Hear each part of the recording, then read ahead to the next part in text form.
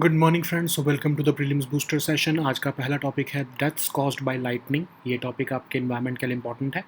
तो एक स्टडी की गई है जिसमें ये देखा गया है कि बिहार में लाइटनिंग रिलेटेड डेथ्स जो हैं वो पर मिलियन पॉपुलेशन के हिसाब से कंट्री में सबसे ज़्यादा हैं, कंट्री की एवरेज से ज़्यादा हैं। तो बहुत सारे बिहार के डिस्ट्रिक्ट्स को जो है वो स्टडी किया गया और वो पाए गए vulnerable to this natural hazard. तो लाइटनिंग पहले तो हम समझते हैं होती क्या है। लाइटनिंग बेसिकली एक रैपिड या मासिव डिस्चार्ज ऑफ इलेक्ट्रिसिटी है, जो कि जिसमें से कुछ जो इलेक्ट्रिसिटी है वो अर्थ की तरफ डायरेक्ट हो जाती है। तो ये जॉइंट मॉइस्चर बेयरिंग क्लाउड्स जो कि 10 से 12 किलोमीटर लंबे होते हैं, उनमें ये इलेक्ट्रिसिटी आती है। और बेस ऑफ द क्लाउड जो होते हैं, जो ये 10-12 किलोमीटर के, इन जो बेस होता है वो अर्थ के 1 से 2 किलोमीटर के ऊपर सरफेस पर ही होता है, और जो टॉप होता है वो 12 से 13 किलोमीटर अवे होता है। जो टॉप होता है वहाँ पर टेम्परेचर -35 से -45 डिग्री सेल्सियस तक होता है। तो होता क्या है कि जब वाटर वेपर जो है वो अपवर्ड मूव करता है क्लाउड में, तो टेम्परेचर जब फॉल हो रहा होता है, जितना जितना वो ऊपर ऊपर उठता रहता है, तो उससे कंडेंसेशन होती है। जब टेम्परेचर 0 डिग्री से कम होना शुरू हो जाता है, तो वाटर ड्रॉपलेट्स जो है वो स्मॉल आइस क्रिस्टल्स में चेंज होने लगते हैं। और जितना ऊपर वो बढ़ते रहते हैं, वो अपना मास बढ़ाते रहते हैं, और हैवी जब हो जाते हैं तो वो नीचे गिरने लगते हैं। जब वो नीचे गिर रहे होते हैं हैवी वाले, और नीचे से जो है स्मॉलर आइस क्रिस्टल जो है ऊपर जा रहे होते हैं, तो आपस में इनके कोलिजन होता है। उसकी वजह से इलेक्ट्रॉन्स रिलीज़ होते हैं, एक चेन रिएक्शन बन जाता है और इलेक्ट्रिसिटी प्रोड्यूस होती है। तो इस कोलिजन की वजह से ऐसी ऐसी सिचुएशन आती है टॉप लेयर ऑफ क्लाउड में कि वो पॉजिटिवली चार्ज हो जाता है, मिडल लेयर जो है वो नेगेटिवली चार्ज होती है। उसकी वजह से जो इलेक्ट्रिकल पोटेंशियल डिफरेंस होता है दोनों के बीच में, वो इतना ज़्यादा होता है कि लगभग बिलियन से 10 बिलियन वोल्ट्स तक का करंट प्रोड्यूस हो जाता है। अर्थ जो है वो वैसे गुड कंडक्टर ऑफ इलेक्ट्रिसिटी है, बट वो इलेक्ट्रिकली न्यूट्रल होती है। लेकिन अगर हम मिडल लेयर्स ऑफ क्लाउड से कंपैरिजन करें, तो वो पॉजिटिवली चार्ज हो जाती है। तो उसकी वजह से क्या होता है, 15 से 20% जो करंट है वो अर्थ की तरफ डायरेक्ट हो जाता है, और जो है लाइटनिंग से अर्थ के ऊपर डिस्ट्रक्शन हो जाती है। तो एक रिपोर्ट CROPC के द्वारा 2022 में निकाली गई, जिसमें कहा गया कि ये कुछ स्टेट्स हैं, मध्य प्रदेश, छत्तीसगढ़, महाराष्ट्र, उड़ीसा और वेस्ट बंगाल, ये सबसे ज़्यादा वल्नरेबल हैं लाइटनिंग स्ट्राइक्स के। लाइटनिंग बहुत ही कॉमन है, लेकिन ये अर्बन एरियाज़ में कम होती है as compared to rural areas, क्योंकि रूरल एरियाज़ खुले होते हैं, है ना। तो 1 करोड़ लाइटनिंग स्ट्राइक्स जो हैं वो पिछले रिसेंट ईयर्स में इंडिया में ऑब्जर्व की गई हैं, रिकॉर्ड की गई हैं एक्चुअली। ओके। तो कैसे इफ़ेक्ट को इसको हम मिटिगेट कर सकते हैं। तो इंडिया में अभी तक लाइटनिंग को हमने नेचुरल डिज़ास्टर तो नहीं माना है।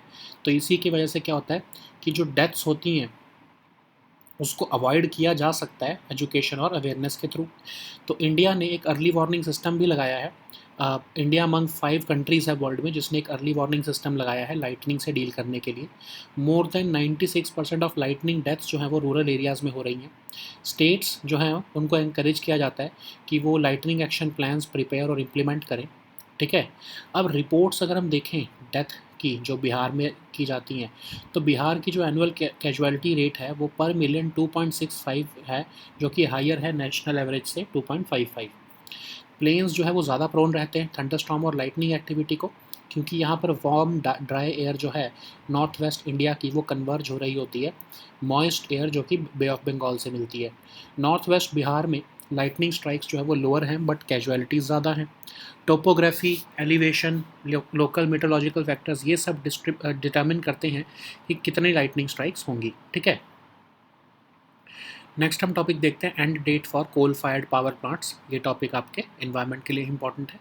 तो G7 एनर्जी मिनिस्टर्स जो हैं वो इटली में मिल रहे हैं, और एक पॉसिबल टाइम फ्रेम वो शायद दे सकते हैं कि कब कब तक कोल फायर्ड पावर प्लांट्स को वो एलिमिनेट या फिर फेज आउट करेंगे। तो ये फर्स्ट बिग पॉलिटिकल सेशन होगा वर्ल्ड में, जिसमें कि transition away from coal, oil और गैस के ऊपर बात की जा रही है। तो G7 पहले तो हम देखते हैं, ओरिजिन G7 का जो है वो 1973 से हम देख सकते हैं। उस समय US, UK, France, Germany, Japan और इटली जो है वो इसके मेंबर थे। लेकिन 1976 में कनाडा ने भी इसको ज्वाइन किया, और ये अब जो है टोटल 7 मेंबर्स, इसके ग्रुप के 7 मेंबर्स हैं। इसमें यूरोपियन यूनियन भी जो है वो G7 में अलग से रिप्रेजेंटेड है। मेंबर्स जो हैं इस ग्रुप के, वो आपको पता ही लग रहा होगा कि मोस्ट डेवलप्ड और advanced economies of the world हैं। अगर हम कोल फायर्ड पावर प्लांट्स देखें, तो कोल फायर्ड पावर प्लांट्स में क्या होता है कि कोल जो है उसका यूज़ करते हुए इलेक्ट्रिसिटी जनरेट की जाती है। स्टीम कोल से जो है उसको बर्न किया जाता है, तो फिर उससे स्टीम जब प्रोड्यूस होती है पानी से, तो स्टीम को टरबाइन में डाला जाता है और वो स्टीम जो है वो एक जनरेटर को स्पिन करती है, जिससे इलेक्ट्रिसिटी बनती है। स्टीम को फिर बाद में कूल करके पानी बना के दोबारा से बॉयलर में वापस कर दिया जाता है, ताकि प्रोसेस वही सेम दोबारा से हो सके, ठीक है।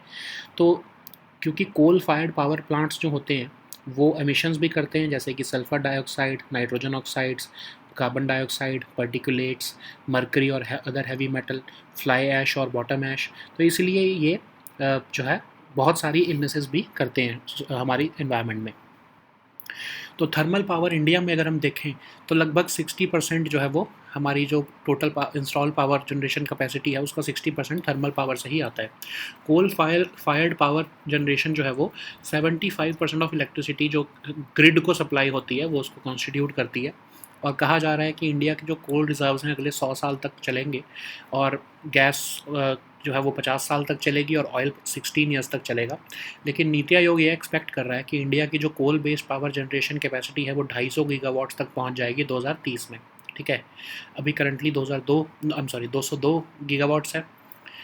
ड्राफ्ट नेशनल इलेक्ट्रिसिटी प्लान जो है वो कहता है कि कोल का शेयर जो है इलेक्ट्रिसिटी जनरेशन मिक्स में वो 50% तक कम हो जाएगा 2030 तक, कंपेयर टू करंट कंट्रीब्यूशन जो कि 70% है। तो मतलब 20% का रिडक्शन देखने को मिलेगा। तो दुनिया क्यों कोल फायर्ड पावर प्लांट्स के अगेंस्ट हो रही है? क्योंकि पॉल्यूटेंट्स वो रिलीज़ करते हैं ऑफ कोर्स।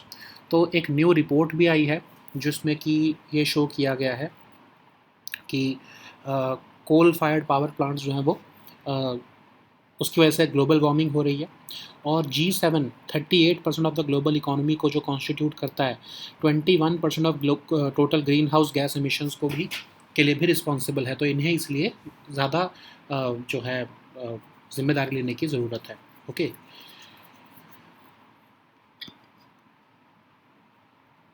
नेक्स्ट हम टॉपिक देखते हैं IMF स्टैंड बाय अरेंजमेंट। ये टॉपिक आपके इकोनॉमी के लिए इंपॉर्टेंट है। तो IMF ने अप्रूव कर दिया है इमीडिएट $1.1 बिलियन का असिस्टेंस पाकिस्तान को एक बेल आउट पैकेज के फॉर्म में, जिसको हम IMF का स्टैंड बाय अरेंजमेंट कहते हैं। तो IMF का स्टैंड बाय अरेंजमेंट जो है वो एक तरह से शॉर्ट टर्म फाइनेंशियल असिस्टेंस देता है उन कंट्रीज़ को जो बैलेंस ऑफ पेमेंट क्राइसिस से डील कर रही हैं। तो कौन एलिजिबल होता है इसके लिए? सभी मेंबर स्टेट्स को जो है ये एक्सटर्नल फाइनेंसिंग नीड्स जो है उनको जो है ये एडवांस किया जा सकता है। खासकर एमर्जिंग मार्केट कंट्रीज़ या लो इनकम कंट्रीज़ को जो है ये ज़्यादातर दिया जाता है। लेकिन इसमें कंडीशंस होती हैं। कंट्रीज़ को अपनी जो अंडरलाइंग प्रॉब्लम्स हैं उनको सुधारने का जो है कोशिश करनी पड़ती है। कंडीशनल डिसबर्समेंट होती है ये, क्वांटिटेटिव परफॉर्मेंस दिखानी पड़ती है, स्ट्रक्चरल मेजर्स लेने पड़ते हैं इकोनॉमी को सुधारने के लिए। और टिपिकली ये जो असिस्टेंस है ये 12 से 24 महीने तक दी जाती है। एक मैक्सिमम जो है 36 महीने से ज़्यादा इसको नहीं दिया जाता है। IMF तो आपको पता ही है कि इकोनॉमिक ग्रोथ और एम्प्लॉयमेंट को बढ़ाने के लिए, टेम्पररी फाइनेंशियल असिस्टेंस बढ़ाने के लिए कंट्रीज़ में बैलेंस ऑफ पेमेंट्स को ईज़ करने के लिए बनाया गया था। इसको 1944 में एक ब्रेटन वुड्स कॉन्फ्रेंस हुई थी, उसी में ही वर्ल्ड बैंक और IMF बनाए गए थे। नेक्स्ट हम टॉपिक देखते हैं global leaders group on anti microbials. ये टॉपिक आपके सोशल इश्यूज़ के लिए इंपॉर्टेंट है। तो recently European society for clinical microbiology और इन्फेक्शियस डिसीजेस और global leaders group on AMR ने जॉइंटली एक हाई लेवल इवेंट ऑर्गेनाइज किया है। तो ये जो है global leaders group on anti microbial resistance, ये उन वर्ल्ड लीडर्स और एक्सपर्ट्स को इकट्ठा कर रहा है अक्रॉस सेक्टर्स, जो कि पॉलिटिकल एक्शन चाहते हैं एंटी माइक्रोबियल रेजिस्टेंस के खिलाफ, ठीक है। तो ये एक इंडिपेंडेंट ग्लोबल एडवाइजरी और एडवोकेसी रोल निभाता है ये ग्लोबल लीडर्स ग्रुप, जो कि urgency, public support, political momentum और विजिबिलिटी चाहते हैं AMR चैलेंज से डील करने के लिए। नवंबर 2022 में इसको इस्टेब्लिश किया गया था। तो इसका सेक्रेटरीट जो है वो क्वाड्रीपार्टाइट जॉइंट सेक्रेटरीट है, जो कि जॉइंट एफर्ट है FAO, UNEP, WHO और WOAH के मिलकर 2000 वो सब इनको मिलकर सेक्रेटरीट सपोर्ट देते हैं इस ग्रुप को, ठीक है। अब एंटी माइक्रोबियल रेजिस्टेंस तो आपको पता ही है कि जब बैक्टीरिया या कोई और माइक्रोब्स जिन ड्रग्स से उनको मारा जा सकता है, अगर वो उसको रेजिस्ट करने शुरू कर देते हैं तो उसको हम कहते हैं वो एंटी माइक्रोबियल रेजिस्टेंस डेवलप कर चुके हैं, ठीक है। नेक्स्ट हम टॉपिक देखते हैं paradox of savings. Topic economy के लिए इंपॉर्टेंट है। तो पैराडॉक्स ऑफ सेविंग जो है वो कहता है कि जैसे जैसे इंडिविजुअल सेविंग्स करना शुरू कर देते हैं, उससे उल्टा बल्कि ओवरऑल सेविंग्स और इन्वेस्टमेंट्स में डिक्लाइन देखने को मिलता है। तो ये आपको सुनने में अजीब लग रहा होगा कि ऐसा कैसे हो सकता है। तो इसको इसीलिए ही पैराडॉक्स कहते हैं, पैराडॉक्स ऑफ थ्रिफ्ट। तो इसमें कहा जाता है कि जैसे जैसे सेविंग रेट्स ऑफ इंडिविजुअल बढ़ेगा, तो उससे जो है ओवरऑल सेविंग्स इकोनॉमी में कम होगी। कैसे, अब ये समझते हैं हम। तो इसको जॉन मेनार्ड केन्स ने जो है वो कंसेप्ट को पॉपुलराइज़ किया। तो उनका ऐसा कहना था कि जब लोग हायर सेविंग्स करना शुरू कर देते हैं, तो वो खर्चा कम कर रहे हैं, कंज्यूमर स्पेंडिंग कम हो रही है। तो जब कंज्यूमर स्पेंडिंग कम हो रही है, तो जो कैपिटलिस्ट्स ने या फिर जो मैन्युफैक्चरर्स ने जो प्रोडक्ट्स बनाकर रखे हैं, जब उसको कोई ख़रीद ही नहीं रहा, तो उनकी इनकम ही नहीं आ रही है ना। वो इन्वेस्टमेंट भी नहीं करेंगे उसकी वजह से, जब उनके एग्जिस्टिंग प्रोडक्ट्स ही नहीं बिक रहे, इन्वेस्टमेंट्स भी रुक रही हैं उनकी। और उनकी जो जब वो प्रोडक्ट्स नहीं बिक रहे, तो उनकी इनकम जब कम हो रही है, तो फिर एट द एंड जो एम्प्लॉयज़ हैं या फिर जो वर्किंग क्लास हैं, उनकी भी जो है, उनको भी वो कैसे पास ऑन करेंगे वो इनकम बेनिफिट्स, ठीक है, उनको सैलरीज़ कैसे देंगे जब उनकी खुद की ही कमाई नहीं हो रही। तो उससे जो है क्या हो रहा है कि सेविंग रेट जो है वो फॉल होना शुरू हो रहा है। तो कंज्यूमर्स जब वो स्पेंडिंग नहीं करेंगे, तो कैपिटलिस्ट जो है, उनके पास आउटपुट, जो उनका आउटपुट है वो मार्केट में आएगा ही नहीं सेल होने के लिए। उससे कैपिटलिस्ट को लॉसेस होंगे, और उससे उसकी वजह से फर्दर इन्वेस्टमेंट भी डिस्करेज होगी, और अल्टीमेटली जो एंड कंज्यूमर है, उनकी भी जो सेविंग्स है वो सफ़र होंगी, क्योंकि उनकी इनकम कम होने लग जाएगी। लेकिन जो क्रिटिक्स हैं इस आइडिया के, वो ये कहते हैं कि सेविंग्स जो है वो बैड नहीं है इकोनॉमी के लिए। और इसका सेविंग्स करने का मतलब ये नहीं है कि कंज्यूमर स्पेंडिंग भी जो है वो कम होने लगेगी और इन्वेस्टमेंट भी कम होने लगेगी। तो वो कहते हैं कि कोई भी पैसा अगर लोग कंज्यूमर गुड्स पे स्पेंड नहीं कर रहे, चाहे उसको वो बचा कर भी रख रहे हैं अपनी सेविंग्स में, तो वो इन्वेस्ट कर रहे हैं उस सेविंग्स को। जब सेविंग इंक्रीज़ हो रही है, तो इन्वेस्टमेंट इंक्रीज़ हो रही है। इन्वेस्टमेंट इंक्रीज़ हो रही है, तो बैंक्स के पास ज़्यादा पैसा आ रहा है, बैंक्स जो है वो ज़्यादा लेंडिंग कर रहे हैं। तो उससे जो होगा क्या कि इंटरेस्ट रेट्स भी कम हो जाएंगे, क्योंकि बैंक्स के पास जब ज़्यादा पैसा हो जाएगा, ठीक है, जब इंटरेस्ट रेट्स कम हो जाएंगे, तो जो है लोन्स आसानी से मिलेंगे, क्योंकि सेविंग जो इंटरेस्ट रेट्स कम है, तो ऑफ कोर्स उसकी वजह से लैंडिंग इंक्रीज़ होगी तो स्पेंडिंग भी इंक्रीज़ होगी। ओके, नेक्स्ट हम टॉपिक देखते हैं ग्रेट रिफ्ट वैली। ये टॉपिक इन्वायरमेंट के लिए इंपॉर्टेंट है। तो कई लोग अभी जो है एक डैम बर्स्ट की वजह से जो है वो मर गए थे केन्या की रिफ्ट वैली में। तो ग्रेट रिफ्ट वैली जो है one of the most extensive rifts है अर्थ के सरफेस पर, जो कि ईस्ट अफ्रीका में जो है वो रन करता है। तो ये जॉर्डन से शुरू होकर coast of Indian Ocean central Mozambique तक ये वैली फैली हुई है। कई कंट्रीज़ इसमें आती हैं। तो ये वैली जो है ऐसे रीजन पर सिचुएटेड है जहाँ पर 3 टेक्टोनिक प्लेट्स मीट हो रही हैं। लगभग 40 मिलियन ईयर्स अगो ये बनी थी, और इसकी वजह से ईस्ट अफ्रीकन रिफ्ट भी जो है आ गया है। तो ये एरिया जियोलॉजिकली एक्टिव है। यहाँ पर लगभग 30 लेक्स हैं along its length. Many of Africa के हाईएस्ट माउंटेन्स भी यहीं पर लोकेटेड हैं, ठीक है। तो रिफ्ट वैली क्या होता है? रिफ्ट वैली एक लो लैंड रीजन होता है, जो कि तब फॉर्म होता है जब अर्थ की टेक्टोनिक प्लेट्स जो हैं एक दूसरे से दूर मूव हो जाती हैं। तो जो एरिया बीच का होता है, वहाँ पर ये रिफ्ट वैलीज बन जाती हैं। नेक्स्ट हम टॉपिक देखते हैं inflation expectation survey of house holds. ये टॉपिक इकोनॉमी के लिए इंपॉर्टेंट है। तो आरबीआई ने रिसेंटली अनाउंस किया है कि वो inflation expectation survey of house hold जो है वो लॉन्च कर रहे हैं, और कंज्यूमर कॉन्फिडेंस सर्वे भी लॉन्च कर रहे हैं। तो ये सर्वेज या ये दोनों सर्वेज हैं, ये है क्या? आरबीआई जो है इसको कंडक्ट करता है ताकि उनके पास इनपुट आ सके बाई मंथली मॉनेटरी पॉलिसी बनाने के लिए। तो ये कैप्चर करते हैं सब्जेक्टिव असेसमेंट्स, प्राइस मूवमेंट्स और इन्फ्लेशन की। लगभग 19 सिटीज़ में क्वालिटेटिव रिस्पॉन्सेज लिए जाते हैं हाउस होल्ड से कि वो क्या प्राइस चेंजेस एक्सपेक्ट कर रहे हैं अगले 3 महीने में या फिर अगले 1 साल में। तो ये क्वांटिटेटिव डेटा जो है इकट्ठा किया जाता है करंट 3 मंथ के पीरियड पे और 1 ईयर के पीरियड पे इन्फ्लेशन रेट्स पर। तो जो ये क्वालिटेटिव रिस्पॉन्सेज होते हैं हाउस होल्ड्स के द्वारा, इससे जो है आगे की पॉलिसी मेकिंग में हेल्प होता है, ठीक है।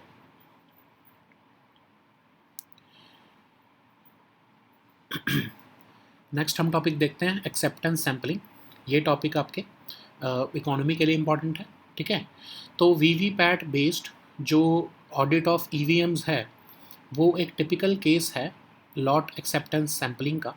और जो है ये एम्प्लॉय किया जाता है इवन इंडस्ट्री द्वारा भी, और ट्रेड द्वारा भी।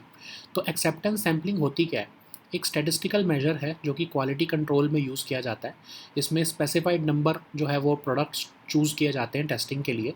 बेसिकली एक रिप्रेजेंटेटिव सैंपल जो है वो प्रोडक्ट्स का चूज़ किया जाता है और देखा जाता है कि उनमें डिफेक्ट्स कितने हैं। तो इस प्रोसेस में पहले तो ये डिटरमिन किया जाता है कि कितने प्रोडक्ट्स आप पूरे टोटल में से चूज़ करोगे सैंपल के लिए। फिर ये देखा जाता है कि कितने नंबर ऑफ़ प्रोडक्ट्स जो है वो सैंपल के लिए पहले तो ये देखा जाता है कि साइज़ ऑफ द प्रोडक्ट जो है वो कितना बड़ा है। फिर ये देखा जाता है कि कितने प्रोडक्ट्स चूज़ करने हैं सैंपल के लिए। फिर लास्ट में ये भी डिसाइड किया जाता है कि कितने डिफेक्ट्स जो है वो एक्सेप्टेबल माने जाएंगे अगर सैंपल्स में आते हैं तो प्रोडक्ट्स जो है वो रैंडमली चूज़ किए जाते हैं सैम्पलिंग के लिए। तो ये एक्सेप्टेंस सैम्पलिंग जो है वो 1940 से की जा रही है मॉडर्न इंडस्ट्रियल फॉर्म में। तो क्यों की जाती है ये? क्योंकि कंपनी एक एक प्रोडक्ट को तो नहीं टेस्ट कर सकती है, और अगर इतने ज़्यादा टेस्टिंग करेगी तो उसकी कॉस्ट भी बढ़ जाएगी, हर एक प्रोडक्ट को अगर टेस्ट करके भेजेगी तो। कॉम्प्रिहेंसिव टेस्टिंग जो है वो प्रोडक्ट को भी डैमेज कर देगा। अगर आप एक एक प्रोडक्ट को खोल खोल के देखोगे तो फिर वो सारे प्रोडक्ट तो अपने जो है वो सैम्पलिंग में ही जो है वो डिस्ट्रॉय कर दिए। Okay, so now let us see all these topics in English.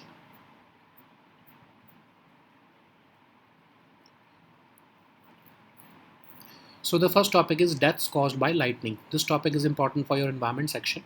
So a new study of lightning related deaths in Bihar has revealed that various districts of Bihar were vulnerable or susceptible to this natural hazard. And the districts of Bihar have recorded the highest casualty rate per million population. So what is lightning? So lightning, we all know that scientifically it is a rapid and massive discharge of electricity in the atmosphere, some of which gets directed towards Earth. So these discharges are generated in giant moisture-bearing clouds, which are about 10 to 12 kilometer tall.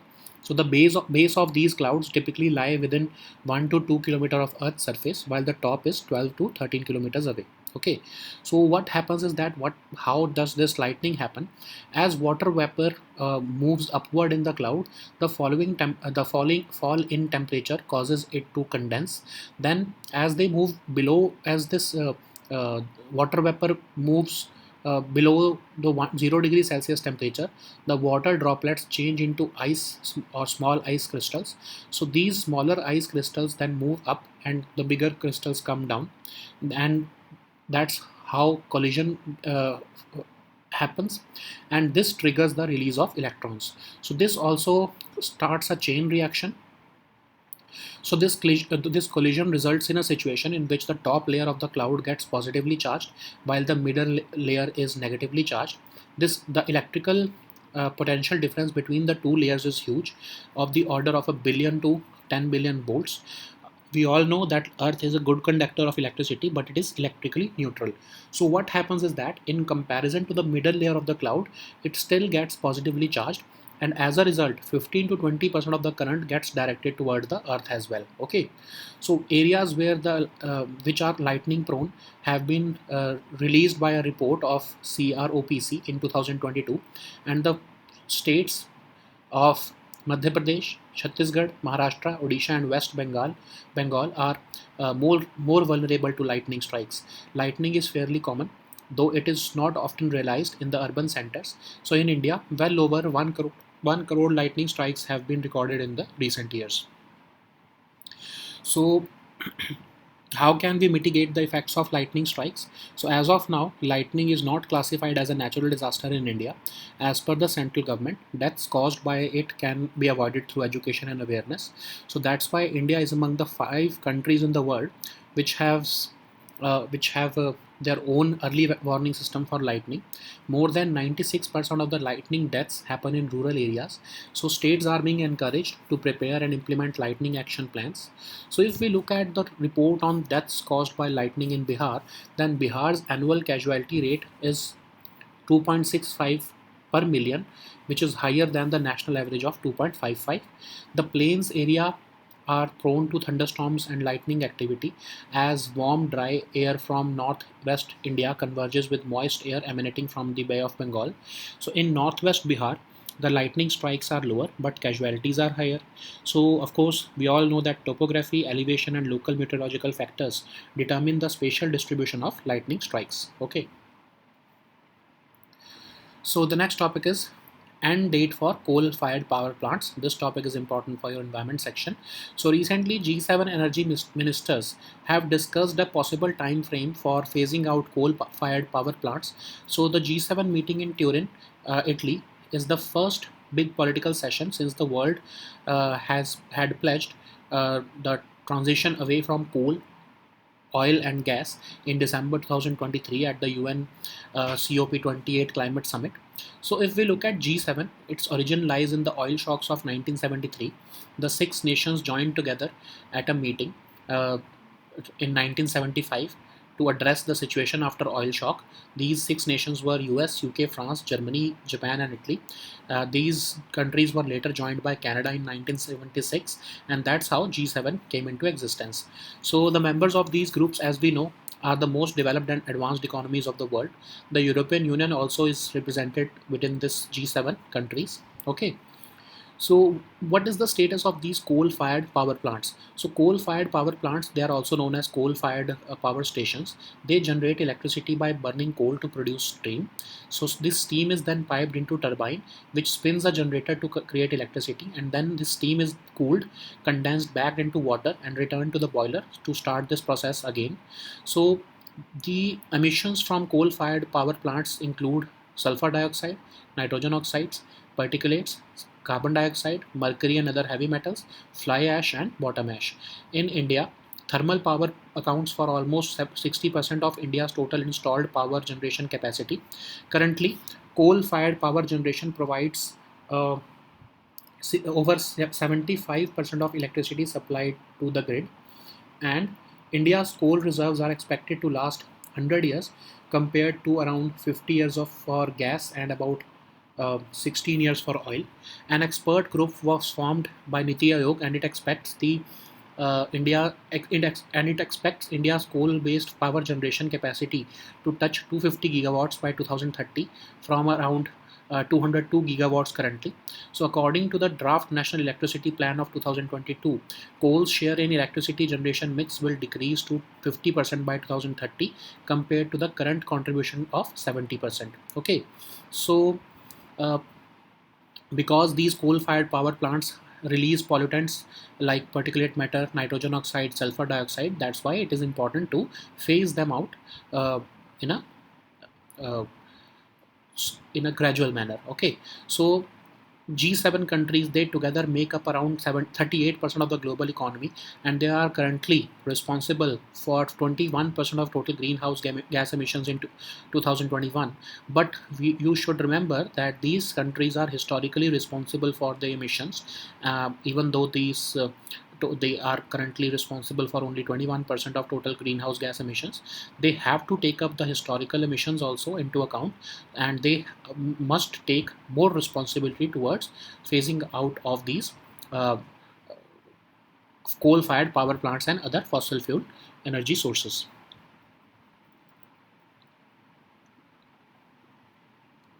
So the next topic is IMF's standby arrangement. This topic is important for your economy section. So IMF has approved an immediate dispersal of $1.1 billion to Pakistan as part of the bailout package supported by IMF's standby arrangement. So IMF's standby arrangement provides short-term financial assistance to countries who are facing balance of payments problems. So all member countries who are facing actual or potential external financing needs are eligible for using this facility, and generally it is used by advancing and emerging market economies, but also low income countries also use this facility. So countries have certain conditionalities which they have to fulfill before availing this package. So they must address the problems which led the country to seek the funding from IMF. They have to observe quantitative performance criteria.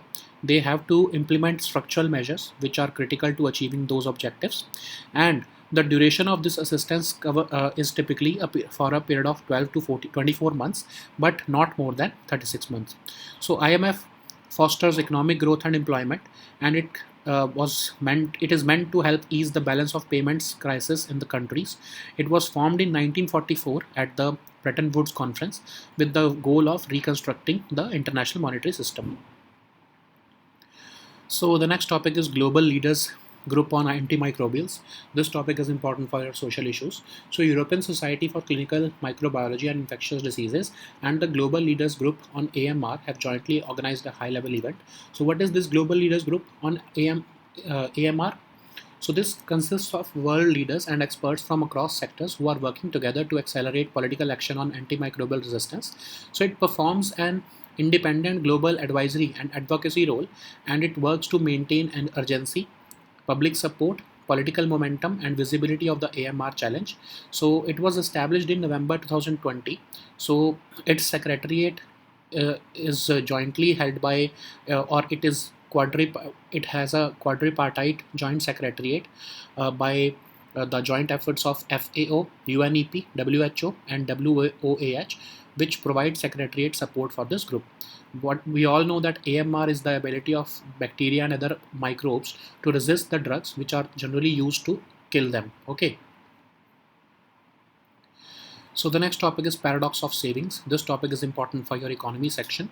So the paradox of savings argues that once the individual savings start rising, it instead causes significant fall in overall savings and investment. So that's why it is called paradox of thrift.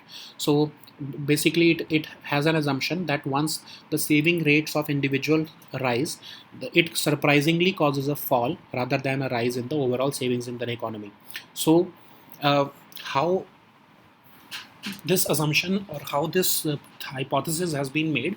So this concept was actually popularized by John Maynard Keynes in 1936 in his book The General Theory of Employment, Interest and Money. So the Keynesian economists believe that higher savings is bad for the wider economy, and boosting consumer spending is important to grow an economy. How?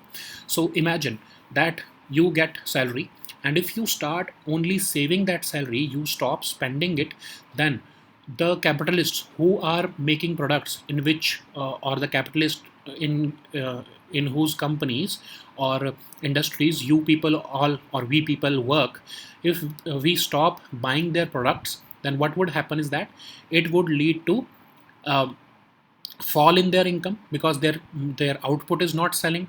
So as their output would not be selling, they would not be committing more investment to their businesses. So rates are falling. Once the investment rates are falling, their revenue has a shortfall because people are not buying their products. If their revenue shortfall is there, of course they would stop giving you salaries, or they would start cutting your salaries because they're not earning themselves. So once they start cutting your salaries, your savings rate also would get decreased. Okay, that's how the cycle or the economic cycle works. But the critics are saying that saving is not bad for the economy, and fall in consumer spending does not actually cause a fall in investment. So they have said that any money that people are not spending, they are rather investing it in the banks. So as people are investing the money in the banks, it would cause interest rates to go down, and once interest rates go down, the lending rates also go down by the banks. Because the lending rates are down, that's why the capitalists would find it lucrative to get to borrow money and accelerate their investment. But this criticism may not be as practical as the origin of this paradox of savings theory. Okay. So the next topic is Great Rift Valley. This topic is important for your environment section. So many people recently died when a dam was burst near a town in Kenya's Rift Valley. So we all know that Great Rift Valley is one of the most extensive rifts on Earth's surface, and it runs along the past part of East Africa. It runs from Jordan to the coast of Indian Ocean in central Mozambique. It runs across many countries. This valley is situated in a region where three tectonic plates meet. So it was formed about 40 million years ago when the tectonic plates split, and it gave rise to the East African Rift. So this area is geologically active, and it has a series of some 30 lakes lying along its length. Many of Africa's highest mountains also are along this Rift Valley. Okay, so what is the Rift Valley? So it is a lowland region which is formed when Earth's tectonic plates move apart, and it creates this, and this moving apart of the tectonic plates create this Rift Valley. Okay. So the next topic is inflation expectation survey of households. This topic is important for your economy section. So RBI has recently announced the launch of inflation expectation survey of households and consumer confidence survey. So these surveys are launched by RBI to provide useful inputs for its own bi-monthly monetary policy.